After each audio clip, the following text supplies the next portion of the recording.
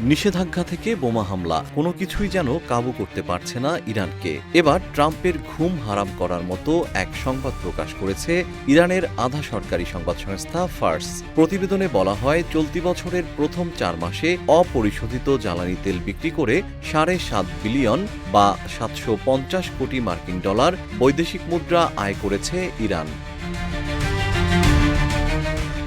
মার্কিন যুক্তরাষ্ট্র ও ইসরায়েলের অব্যাহত সামরিক অভিযান এবং আন্তর্জাতিক কঠোর নিষেধাজ্ঞার মধ্যেই দেশটির এই রাজস্ব অর্জনকে বড় বিজয় হিসেবে দেখছেন অনেক বিশ্লেষক। ফার্স নিউজের তথ্য অনুযায়ী অর্জিত বৈদেশিক মুদ্রার পুরো অর্থই ইতিমধ্যে ইরানের কেন্দ্রীয় ব্যাংকের রিজার্ভে জমা দেওয়া হয়েছে।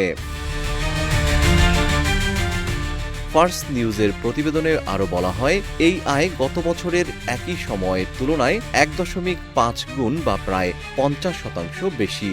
আর এই 4 মাসে যে পরিমাণ বৈদেশিক মুদ্রা অর্জিত হয়েছে তা দিয়ে আগামী ডিসেম্বরের শেষ পর্যন্ত ইরানি সরকারের জরুরি পণ্য আমদানি ও প্রয়োজনীয় বৈদেশিক মুদ্রার ব্যয় নির্বাহ করা সম্ভব হবে বলে প্রতিবেদনে দাবি করা হয়েছে।